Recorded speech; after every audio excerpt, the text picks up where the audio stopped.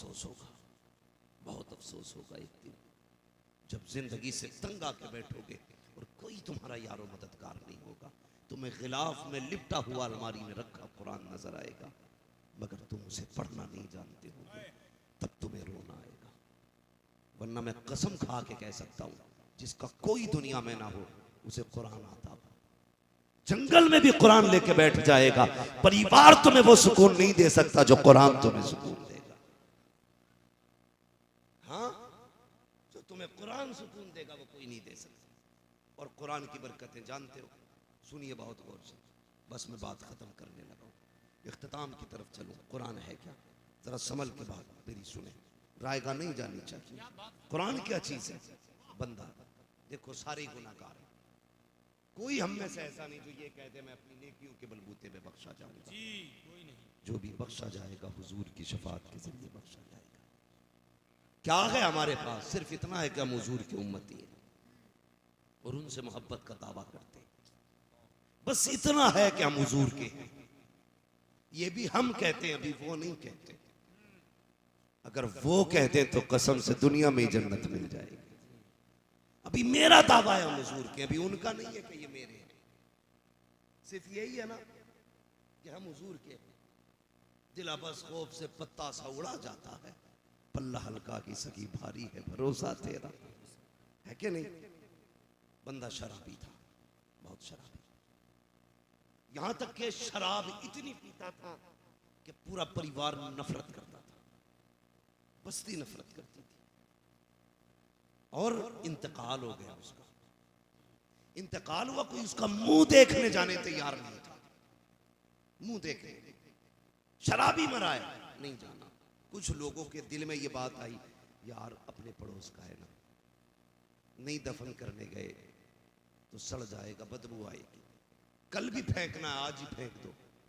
कुछ लोग आए, कफन दिया, गुस्ल दिया, नमाज पढ़ी, बादिले नाखास्ता मजबूरी में, उसके बाद कब्र में उतारा। पलटने लगे तो पूरे कब्रिस्तान से मुश्क की खुशबू आने लग गई थी। किस चीज की? मुश्क की खुशबू, बड़ी तेजी की महक।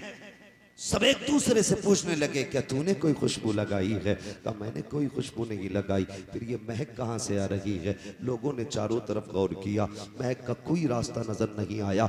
मुड़ के उसी कब्र के पास गए जिसमें शराबी को दफनाया था। उसकी मिट्टी उठा के जब सूंघी तो मिट्टी से मुश्क की खुशबू आ रही थी, मिट्टी से मुश्क की खुशबू। लोग इकट्ठा हुए, घर तक आए। घर में एक बेटी मौजूद थी, सिर्फ और कोई न था। कहा बेटी तू बता, तेरा बाप क्या करता था? उसने के कहा मेरा बाप शराबी था, मेरा बाप बड़ा पापी था।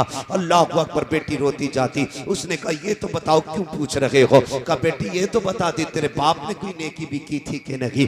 बच्ची कहने लगी मुझे तो याद नहीं है, मेरे बाप ने अगर कोई नेकी की हो। अल्लाह अकबर। फिर वो कहते हैं याद कर बेटी, कोई तो अमल ऐसा रहा होगा जो तेरे बाप का होगा। बच्ची रो के कहती हाँ एक बात याद आ रही है। कहा कौन सी बात है? कहा ज्यादातर तो वो नशे में रहते थे शराब के, लेकिन कभी अगर नशा उतरा करता तो वो गुस्ल करते थे, गुस्ल करके वुजू करके आके बैठते, कुरान को अलमारी से उतारते, गोद में लेके बैठ जाते थे, कुरान खोल के रोया करते थे। और इसलिए रोते थे कि उन्हें कुरान पढ़ना नहीं आता था, लेकिन उनकी जिंदगी का दस्तूर था। एक एक आयत पे उंगली रख के कहते थे मालिक मुझे मानता हूँ ये तेरा कुरान तेरा फरमान है, एक एक नुक्ता तेरा सच्चा है, मैं ये नहीं जानता ये क्या लिखा है, लेकिन इतना मानता हूँ जो भी लिखा है सच लिखा है, जो भी कहा है हक कहा है। का पूरी जिंदगी का दस्तूर ये था कि जब भी नशा उतरता वो कुरान लेके बैठते, पाक होके बैठा करते और रोया करते थे कुरान को सीने से लगा के।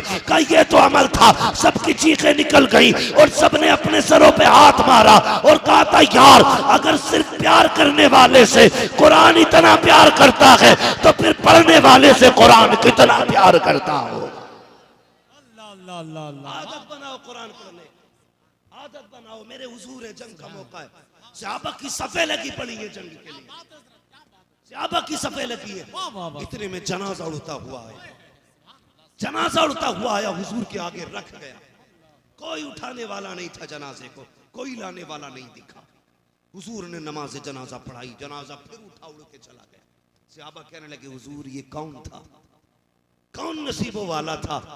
जिसकी नमाज जनाजा आपने जंग के मैदान में पढ़ाई। मेरे हुजूर की आंख में आंसू आ गए। हुजूर ने फरमाया ये मेरा मुआविया बिन मुआविया था, एक सहाबी हुजूर के थे। या रसूल अल्लाह, ये अजमतें कैसे पा गए, कैसे पाई ये अजमतें, कि कौन था इनका जनाजा लाने वाला? हुजूर ने फरमाया जनाजा लाने वाले भी फरिश्ते थे, ले जाने वाले भी फरिश्ते। कहा हुजूर क्यों लाए? कहा मेरा मुआविया जब भी हाथ उठाता कहता या अल्लाह जब मरूं ना मेरे जनाजे का इमाम मेरे महबूब को बनाना। हुजूर फरमाने लगे सहाबा ये भी बता दूं कैसे ये इज्जतें मिली कैसे? का फरमाइए। मेरे हुजूर ने फरमाया ये मेरा सहाबी सुबह शाम 100 मर्तबा सूरह इखलास की तिलावत किया करता था। सूरह इखलास समझते हैं? माशाअल्लाह। कुछ लोग अब भी ऐसे मुंह देख रहे थे पता नहीं कौन सी बड़ी सूरत बता गई। जो कुल हुवल्लाहु अहद है ना, वही सूरह इखलास है। हुजूर फरमाते हैं सुबह शाम 100 मर्तबा पढ़ता था। अल्लाह ने इतनी इज्जतें बख्शी। पढ़ो यार कुरान पढ़ो। ये जिंदगी 4 दिन की है। वो कहा था किसी ने उम्र दराज मांग के लाई थी 4 दिन, 2 आरज़ू में कट गए, 2 इंतजार में कट जाने हैं सबके। उनके भी कट जाएंगे जिन्हें कुरान आता है, वो भी मर जाएंगे जिन्हें कुरान नहीं आता। कसम खा के कहता हूँ कब्र का सच्चा साथी कुरान है, सच्चा साथी कुरान है। लोग रोटियों के लिए झूठ बोलते, टुकड़ों के लिए भी झूठ बोलते हैं लोग। कुरान में सूरह वाक़िया है, रोजाना मगरिब के बाद बंदा पढ़े उसके घर में कभी फाका नहीं हो सकता है। मगर हमने कुरान से रिश्ते खत्म कर दिए। रोज जलील होते वादे पूरे नहीं हो रहे, रोज लोग लानतें गालियां देते हैं और वही अगले दिन प्रधान ठेकेदार के वादे। छोड़ यार कब तक किससे सहारे लेगा, ले कुरान से सहारा। फरमाया गया जो अपने दिन का आगाज सूरह यासीन पढ़ के करेगा उसके पूरे दिन के काम अल्लाह के जिम्मे हो जाते हैं। क्या है कुरान? हमने सिर्फ ये सोचा मैयत बख्शवाने की किताब है कुरान, चुड़ैल भगाने की किताब है कुरान, जिन्न उतारने की किताब है कुरान। नहीं भाई, इंसान को अमीर बनाने वाली किताब है कुरान। पढ़िए, आगे बढ़िए। ये मौलाना इफ्तिखार साहब है कि नहीं? माशाल्लाह। ये इनकी जो तंजीम है ना, ये जितने भी जवान इसमें शामिल है, मैंने कहा आपको क्या क्या हिसाब है जो आप बच्चों को पढ़ाते, उसमें आपको बच्चों से फीस मिलती है? कहने लगे नहीं, उसके लिए तंजीम है, नौजवानों की कमेटी है, पढ़ाने वालों की उजरत नौजवान देते हैं। दिल बाग बाग हो गया। मैंने कहा वाह रे मदीने वाले, अभी तक तेरे ऐसे गुलाम बाकी हैं। कुरान तुम बढ़ाओ, इंतजाम हम करें। अल्लाह उस तंजीम को सलामत रखे, उन जमातों को सलामत रखे। मर के देखना एक बंदा भी कमेटी का कुरान में जाएगा, कुरान आके खड़ा हो जाएगा, मुनकर नकीर से कहेगा जो सवाल करना है मुझसे करो, इसलिए कि ये वो है जो अपनी कमाई से मेरी तालीम के लिए दिया करता था, जो मेरे फरोग के लिए अपना वक्त देता था, मेरी तबलीग के लिए अपने खून पसीने की कमाई देता था। उस वक्त लगेगा तुमने कितनी बड़ी दौलत कमाई है, कितनी बड़ी दौलत कमाई है। गारंटी नहीं है सफेद बालों वाला कब्र में जाएगा, गारंटी नहीं है कि बूढ़ा होके कब्र में जाएगा। जाओ कब्रिस्तानों में जाके देखो, जहां 18 साल के जवान की कब्र है वहीं पे 7 साल के बच्चे की कब्र है, जहां 70 साल के बूढ़े की कब्र है वहां 26 साल जवान की कब्र मिलेगी, जहां मर्दों की कब्रें हैं वहां औरतों की कब्रें हैं, जहां जवानों की कब्रें हैं वहां बूढ़ों की कब्रें हैं। कब्रिस्तानों से पूछो बताओ ये कैसे आबाद हो गए, तो आवाजें आएंगी। यहाँ आने के लिए कोई वक्त ऐसा नहीं है कि बंदा बुढ़ापे में आए, जब वक्त आ जाएगा तुम्हें पलट के आना पड़ेगा। इसलिए मैं कहता हूँ आज ले उनकी पनाह, आज मदद मांग उनसे, कल न मानेंगे कयामत में आकर मान गए। बहुत अच्छा सुभान। आज पढ़ लो कुरान। वाह वाह, जिंदाबाद। और नौजवानों एक बड़ा फायदा बता दो। क्या बात है। कितने लोग जन्नत में जाना चाहते हैं? हाथ उठा के बता दो। सब जाना चाहते हैं, अल्लाह सबको जन्नत तक ले जाए। जोर से कह दो। मसला गड़बड़ है, जन्नत में वो भी जाना चाहते हैं जिनका पजामा घुटनों तक होता है। क्यों खुलवाते हो, क्यों बुलवाते हो? मैं मकरूह कामों से भी बचता हूँ। मैं चाहता हूँ बात अच्छी हो रही है, ज़ात भी अच्छी होनी चाहिए, मगर आप लोग समझदारी से काम लिया करो। वो भी जन्नत में जाना चाहते हैं, दावे उनके भी यही है, मैं उस पर भी बात करूँगा। सारे लोग जन्नत में जाना चाहते हैं। फरमाया गया कि जो बंदा इल्म सीखते सीखते मर जाए, अल्लाह उसको क़यामत में उलमा की सफ में खड़ा करेगा। और ये भी एक रिवायत है, जो बंदा इल्म सीखते मर जाए, अल्लाह उसे शहादत की मौत अता फरमाता है। इससे अच्छी कौन सी बात है? इल्म सीखने के लिए एडमिशन जरूरी नहीं है ना, उम्र जरूरी है? किसी भी उम्र में इल्म सीखा जा सकता है, किसी भी उम्र में कुरान। खास करके बुड्ढों से गुजारिश है, तुम आके एडमिशन ले लो। काम क्या है? बड़े बूढ़ों को तो लोग ये कहते हैं पैर कब्र में लटक गए, मगर आज जितना बूढ़ा हो रहा है, जितना बूढ़ा हो रहा उतना ही केरी हो रहा। लोग कहते हैं तजर्बाकार हैं, चच्चा उनसे पूछने, चच्चा कह रहे गोली मार दिए सीधी जाके।